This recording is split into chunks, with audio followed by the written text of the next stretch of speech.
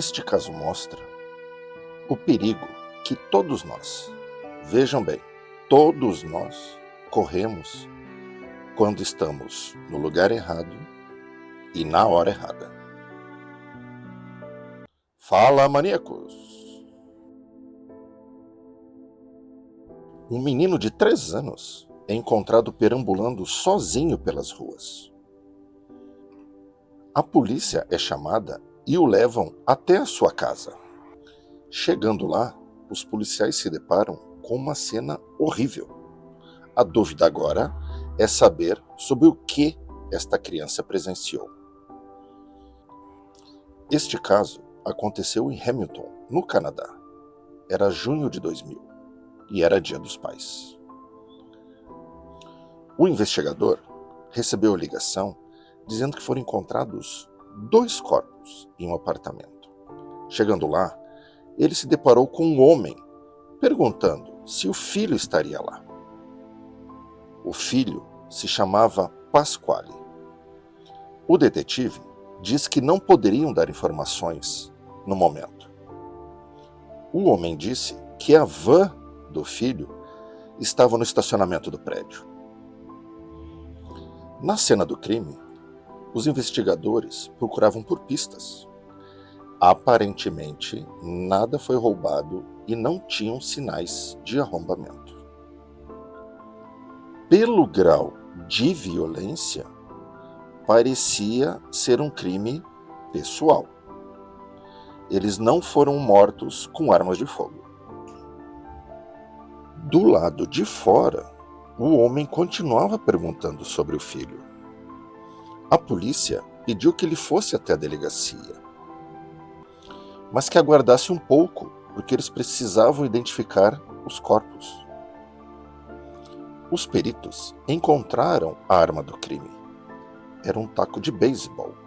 E o investigador pediu uma análise completa e pediu também sigilo, para que não atrapalhassem as investigações. A moça foi identificada como Charlissa Clark. Ela era a mãe do menino, Eugene. O homem foi identificado como Pasquale e era namorado de Charlissa.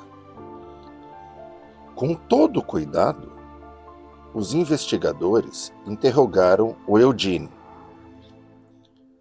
Ele contou que sua mãe tinha ido embora, porque o travesseiro dela estava todo sujo de tinta. Na cabeça do menino, o sangue era tinta. Ele também falou que o Pasquale estava junto.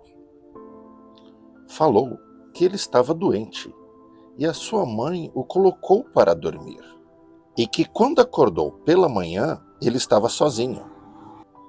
Porque a mãe e o Pasquale estavam com tinta nos travesseiros. A polícia, por enquanto, só tinha a identificação oficial das vítimas. Charlissa Clark, de 24 anos, ela era moradora do apartamento. A mãe do Eugene, ela era artista e fazia trabalhos voluntários com a comunidade. O rapaz era Pasquale Der Sordo, tinha 25 anos, era o namorado da Charlissa.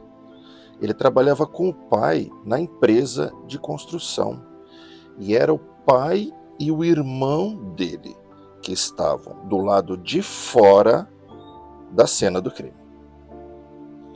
A autópsia determinou que realmente a causa da morte foi o traumatismo causado pelo taco. O taco era da Charlissa.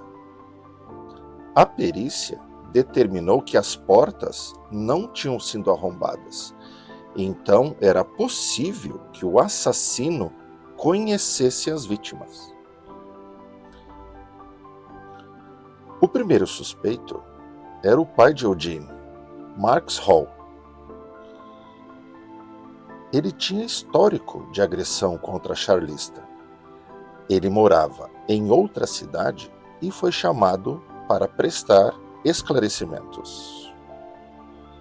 Os investigadores foram até a casa dos pais do Pasquale para oficialmente informar sobre a sua morte. Os pais contaram que o filho era carpinteiro, que era uma boa pessoa e não tinha inimigos. A família ficou profundamente triste com a notícia e cobraram dos detetives que encontrassem o assassino. Na cena do crime, a polícia passou um produto químico que tornava roxo tudo o que tinha sangue. O chão estava coberto com pegadas do Eugene. Ele pisou no sangue ao tentar acordar a sua mãe várias vezes.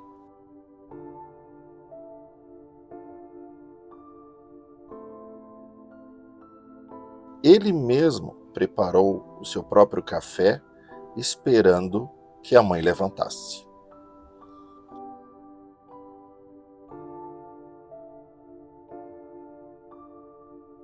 Sue Ross era a avó de Eugene e agora estava cuidando do neto. O detetive perguntou se ela conhecia o Pasquale e ela disse que não. Sabia que eles tinham se conhecido no colégio, que começaram a namorar e que ele tratava bem a Charliza e o Eugene. Na delegacia, a mãe de Pasquale disse que viu o filho saindo à noite para se encontrar com a Charliza e que estranhou quando o filho não estava em casa pela manhã. O detetive perguntou se alguém poderia querer fazer mal ao Pasquale e ela disse que não, que ele era querido por todos. O pai do Pasquale também falou que o filho não tinha inimigos e que também achou estranho o filho não estar de manhã em casa, porque ele sempre estava antes do café da manhã. O detetive perguntou para o pai do Pasquale se ele sabia onde a Charliza morava, e ele disse que não. Ele disse que tinha ido buscar o filho mais novo no serviço e viu a van que o Pasquale tinha saído no estacionamento do prédio. Aí ele parou para ver se encontrava o filho. Os investigadores desconfiaram do pai de Pasquale, porque não era fácil ter visto a van estacionada. Era improvável que ele seria o assassino, mas numa investigação, os parentes próximos são sempre investigados. Os detetives pediram para o pai do Pasquale passar pelo teste do polígrafo, e ele disse que não ia fazer, que já tinha respondido a todas as perguntas. Isso fez crescer ainda mais as suspeitas sobre ele. A perícia conseguiu uma impressão da palma da mão no taco de beisebol. Em 2000, não existia um banco de dados digital para impressão da palma de mão. Então, eles resolveram comparar com as impressões do Flávio, que era o pai do Pasquale, e do Max, que era o antigo marido da Charliza. Os detetives interrogaram o Max. Ele falou que não tinha nada com a morte e que na noite dos crimes ele estava com a mãe em casa. Ele fez o teste do polígrafo. O resultado dizia que ele escondia alguma coisa. Ele foi confrontado com o resultado. Ele poderia ter contratado alguém para matá-la, para se vingar por não poder ficar com o filho. Mas o Max continuou negando. O Eugene estava sendo acompanhado por uma psicóloga. Ele se sentia perdido e chorava muito. A polícia acreditava que ele poderia ter visto o autor dos crimes. Foram várias visitas e ele continuava traumatizado com a situação. A psicóloga disse que levaria tempo. Ele disse que tinha visto olhos doidos. A polícia tinha esperança que o Eugene tivesse visto alguma coisa. A impressão da palma da mão não foi compatível com o Max e nem com o Flávio, o pai do Pasquale. A polícia agora teria que manualmente analisar a impressão com um arquivo de mais de 3.000 digitais. O capitão não permitiu que fossem analisadas, pois não tinha verba para isso e que eles tinham outros casos para investigar. Sem novas pistas ou novas evidências, o caso foi colocado de lado. A polícia tinha outros casos para resolver, e esse, por enquanto, ficaria em aberto. Os meses foram passando, e tudo mudou com o telefonema de um policial que contou que um informante conhecia um sujeito que se vangloriava de ter matado um homem e uma mulher com um taco de beisebol em Hamilton. O homem se chamava Carl Hall. O Carl tinha passagens por drogas e agressão. Ele estava preso pela morte de outra mulher e a matou com uma barra de ferro. A impressão da palma da mão batia com a impressão da palma do Carl. Mas qual a ligação entre o Carl e a charlista? Perguntado como sua impressão tinha parado lá, o Carl diz que conhecia um homem que morava lá no apartamento, Peter. Por isso que as suas impressões estavam no taco e alguma outra parte do apartamento. Mas que ele não tinha matado ninguém, nem conhecia eles e não tinha motivo nenhum. A polícia tinha que ligar o Carl aos assassinatos. Assim, encontraram o informante que tinha denunciado o Carl, para entender o que tinha acontecido. O informante contou que eles eram colegas em uma clínica de reabilitação de drogas e que numa noite ele falou que tinha feito uma coisa horrível. O Carl era acostumado a fazer negócios de drogas com um cara chamado Peter. E o Peter tinha roubado algumas drogas dele e também assediado a sua namorada. O Carl queria se vingar do Peter e esperou um tempo para executar o plano.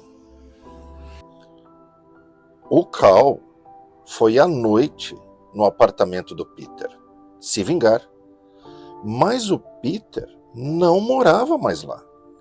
Quem morava recentemente era a charlista. O Carl entrou pela varanda.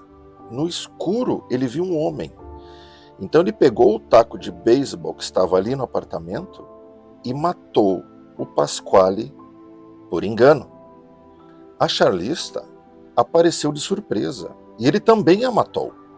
Os dois morreram por engano. O Carl, que já estava preso, foi condenado a cumprir 2 penas perpétuas consecutivas. Mas em 2015, ele teve um pedido de liberdade condicional negado. Ele está preso até hoje. A família do Pasquale ainda estava ofendida com a polícia por colocar o Flávio como suspeito, mas ficaram aliviados com a prisão do assassino.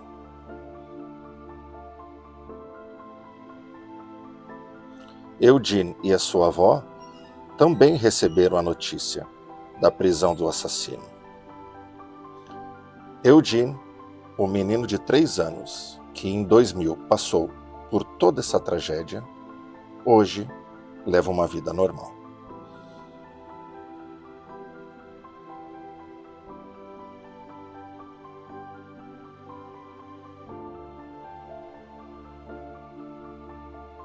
E você?